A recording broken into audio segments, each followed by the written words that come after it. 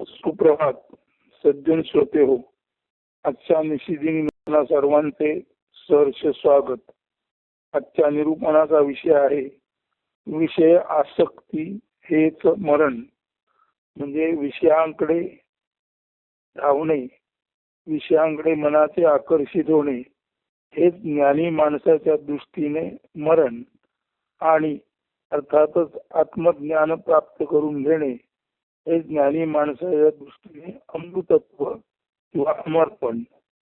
तर विषय आसक्ती हेच मरण या शीर्षकाचं आजचं निरूपण आहे. संस्कृत सुभाषित आहे, अतज्ञायैव विषयाः स्वदन्ते न तु तद्विदः नहि पीता मृतायांतः स्वदते कटुकांजिकम. म्हणजे अज्ञानी पुरुषही इच्छी विषय, अज्ञानी पुरुषही इच्छी विषय, ज्ञानी त्यासी अवहेरी. अमृत पिऊन जो तृप्त झाला तो कडू कांजी प्राशन इच्छा कधी ना धरी. अज्ञानी माणसेच विषयासक्त व विषय रोगी असतात. ज्ञानी माणसे विषयाप्रती घृणा असलेले व त्यांच्यापासून अंतर राखणारे, अशा विषयांना सहज भावे दूर सारणारे असतात. आत्मज्ञानामृत पिऊन तृप्त झालेला ज्ञानी माणूस कडू कांजी जी विषवत असते ती पिण्याची इच्छा धरू शकत नाही. असा माणूस, ज्ञानी माणूस, विषयांकडे प्रवृत्त होऊ शकत नाही.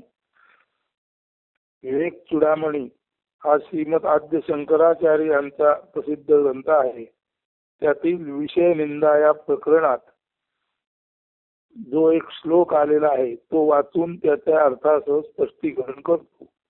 आणि हे जे विवेक चूडामणी श्रीमद आद्य शंकराचार्यांचे प्रसिद्ध तत्वज्ञानपर आत्मज्ञानपर पुस्तक आहे किंवा ग्रंथ आहे, त्याचा अनुवाद हंसध्वनी या नावाने नारायण पाटणकर यांनी मराठी समश्लोकी रूपांतर तथा गद्य विवेचना भाषांतरित किंवा भाषांतरासह केला आहे.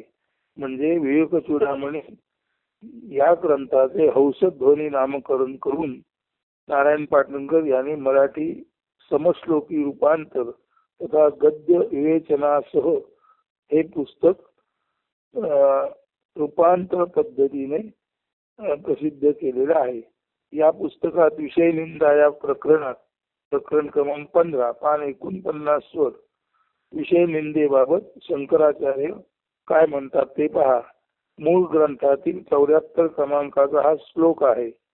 संस्कृत सुभाषित आहे, शब्दादिभी पंचभीरेव पंच पंचत्व मापुः सगुणेन बद्धा कुरंग मातंग पतंग मीन भृंगा नरक पंचभीरांचितः किम.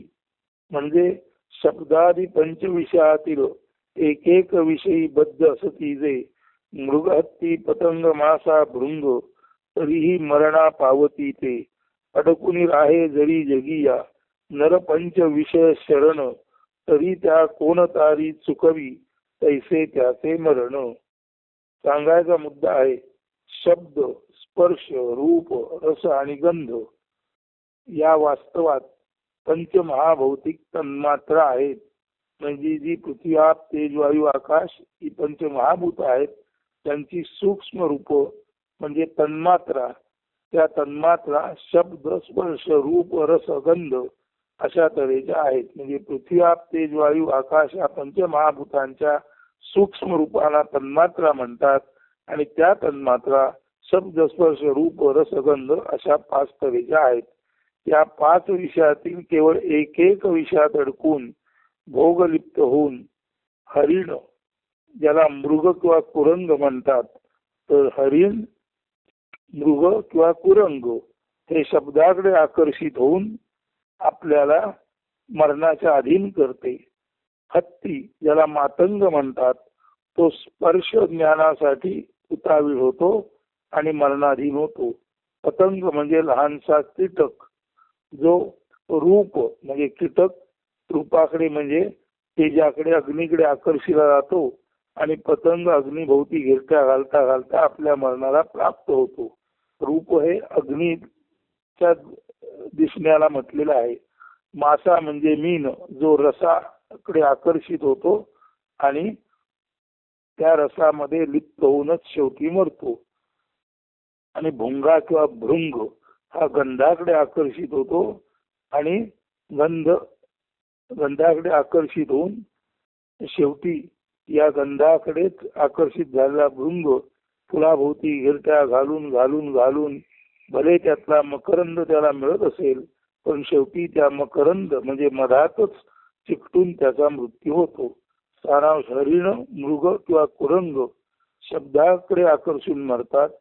हत्ती किंवा मातंग स्पर्शाच्या आकर्षणाने मृत्यू जवळ करतो. पतंग किंवा लहानसा कीटक रूप म्हणजे ज्योतरूपी प्रकाशाकडे आकर्षित होऊन मरणाच्या अधीन होतो. मासा रस म्हणजे पाणी हा सुद्धा रसच आहे. मासा रसामध्ये राहतो आणि त्या रसामध्येच कायमस्वरूपी राहिल्यामुळे शेवटी तिथेच तो मरण पावतो. आणि भुंगा किंवा मासा पाण्याबाहेर आल्यानंतर मरण पावतो. याचा अर्थ असा आहे, पाण्याबाहेर आल्यानंतर तो शारीरिक दृष्ट्या मरतो हे खरं आहे, पण तू पाण्याबाहेर न आल्याने शेवटी पाण्यात राहून सुद्धा त्याचा ज्या रसात तो राहतो त्या रसातच त्याचा मृत्यू असतो.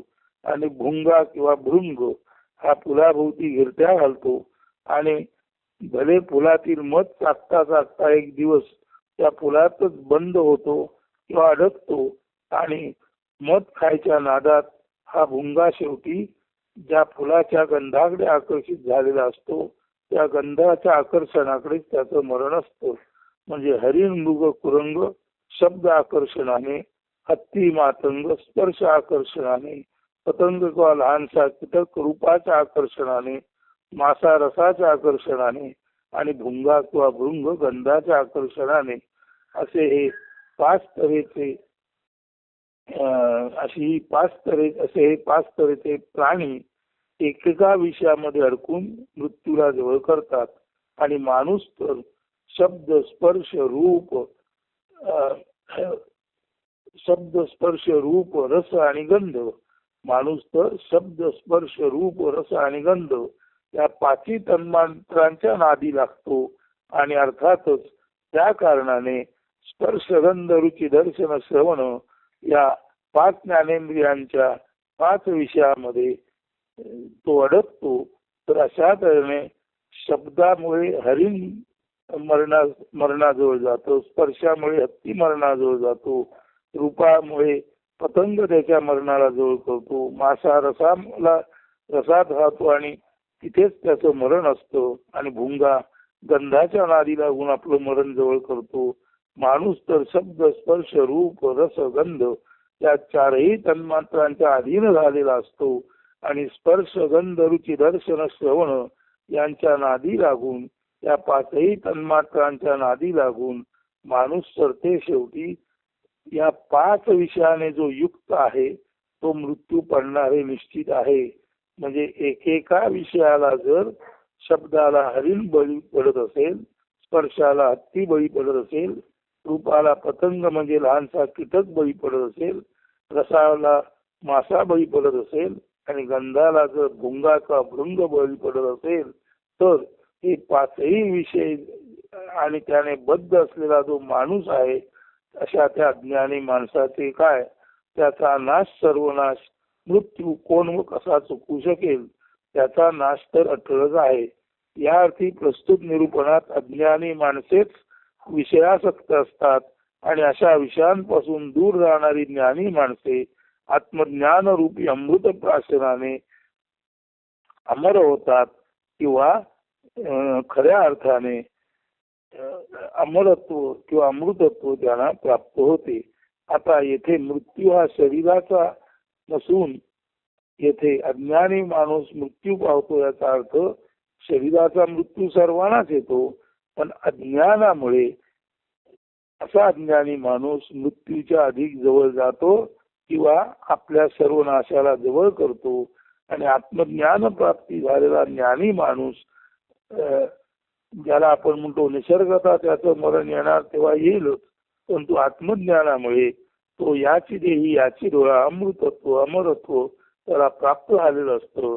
म्हणून ज्ञानी माणूस मरणोत्तर सुद्धा अमर किंवा अमृतत्व प्राप्त झालेला असतो, कारण त्याने विषयाना म्हणजे अर्थातच शब्द स्पर्श रूप रस गंध या पाचही विषयांना दूर ठेवलेलं असतं आणि अज्ञानी माणूस मात्र या पाचही विषयांमध्ये या पंच विषय भोगात लिप्त झालेला असल्यामुळे तो आपल्या मृत्यूला सर्वनाशाला फार लवकरच जवळ करतो. तो आपल्या मृत्यू आपल्याकडे येण्यापूर्वीच हा मृत्यूकडे जातो. या अर्थी प्रस्तुत निरूपणात अज्ञानी माणसेच विषयासक्त असतात आणि अशा विषयांपासून दूर राहणारी ज्ञानी माणसे आत्मज्ञान रूपी अमृत प्राशनाने वास्तवात अमृतत्व प्राप्त करतात असे म्हटले आहे. येथे मृत्यू हा शरीराचा नसून अज्ञान हाच मृत्यू आणि आत्मज्ञान प्राप्ती हेच अमृतत्व अमरत्व असा अर्थ लक्षात घ्यायचा आहे. तर अशा अर्थाने विषय आसक्ती हेच मरण म्हणजे पंचविषयाचा जो अधीन झाला तो अज्ञानामुळे आपले मरण आपला सर्वनाश आपल्या हाताने ओढवून घेतो. मात्र या पंचविषयांपासून त्या पंचतन्मात्रांपासून शब्द स्पर्श रूप रस गंध या तन्मात्रांपासून जो दूर असतो असा ज्ञानी माणूस आपल्या जीवनात आत्मज्ञान प्राप्ती करून घेतो आणि देहाच्या पडण्यानंतर देहपतनानंतर सुद्धा तो खऱ्या अर्थाने या विश्वामध्ये अलौकिक अमरत्व अमृतत्व प्राप्त करतो. म्हणजे निसर्गता देह पडल्यानंतर सुद्धा जो माणूस आपल्या ज्ञानामुळे कायमस्वरूपी दीर्घकाळ रामकृष्णांसारखा युगानुयुग ज्यांच्या लक्षात राहतो असे हे रामकृष्णांसारखे ज्ञानी माणूस हे खऱ्या अर्थाने अमृतत्व प्राप्त करतात. कारण ते आत्ताच आपण म्हटले त्या शब्द स्पर्श रूप रस गंध या पंचतन्मात्रांपासून त्या पंचतन्मात्रा म्हणजे पंचमहाभूतांची सूक्ष्म रूपे आहेत त्यापासून जी ज्ञानी माणसे स्वतःला दूर ठेवतात ती ज्ञानी माणसे जिवंत असताना अमृतत्वाची प्राप्ती करतात म्हणजे आत्मज्ञान प्राप्त करून घेतात. आणि आत्मज्ञानी माणूस हा देहपतनानंतर या विश्वामध्ये कायमस्वरूपी लक्षात राहतो. अशा लोकांबद्दल आपण म्हणतो जोपर्यंत चंद्र सूर्य आहे तोपर्यंत रामकृष्ण आणि त्यांचे स्मरण इथे राहीलच राहील. म्हणून ज्ञानी माणसेच पंचविषयांपासून पंचतन्मात्रांपासून दूर राहतात आणि खऱ्या अर्थाने अमर होतात आणि त्यांना अमृतत्व प्राप्त होते. मात्र सर्वसाधारण माणसे जी अज्ञानी असतात ती या शब्द स्पर्श रूप रस गंध या पाच विषयांमध्ये आसक्त होऊन अवेळी आपला मृत्यू अवेळी आपला नाश आपल्याच मूर्खपणाने ओढवून घेतात. म्हणून आजच्या निरूपणाचा विषय आहे किंवा आजच्या निरूपणाचं शीर्षक आहे विषय आसक्ती हेच मरण. म्हणजे विषयाकडे आकर्षित झाल्यामुळेच माणसे खऱ्या अर्थाने मरणापूर्वी सुद्धा आपला सर्वनाश म्हणजे अत्यंत हीन परिस्थितीत माणसाला मरण येतं. कारण तो या विषयांकडे आसक्त असतो आणि विषयापासून जो अनासक्त असतो त्याला यथावकाश निसर्गदत्त मृत्यू आला तरी त्या मृत्यूनंतर सुद्धा आणि जिवंत असताना सुद्धा हा माणूस आत्मज्ञान प्राप्तीमुळे अमृतत्व अमरपण प्राप्त केलेला असतो. हा माणूस जिवंतपणे नावाजला जातो पण देहपतनानंतर तो खऱ्या अर्थाने अमर होतो. म्हणून अमर होणे हे आत्मज्ञान प्राप्तीच्या दृष्टीने म्हटलेलं आहे. असं तसं शरीराला मरण असतंच पण तू जो ज्ञानी नाही त्याचं शरीर आधी व्याधीग्रस्त होऊन अवेळी मृत्यूच्या स्वाधीन होते. याचं कारण तो सर्व विषयाला लालचावलेला असतो विषयाप्रती आसक्त असतो. म्हणून विषय आसक्ती हेच मरण असं या निरूपणाचं शीर्षक आहे ते समजून घ्या. आणि विषयापासून अनासक्त असणं हेच आपल्याला आत्मज्ञानाच्या दिशेने नेतं हे समजून घ्या.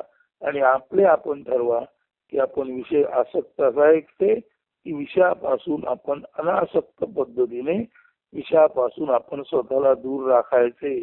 अशा अर्थाचे हे विषय आसक्ती हेच मरण या शीर्षकाचे निरूपण येथेच संपन्न होत आहे. अस्तु धन्यवाद. सुदिन सुप्रभात.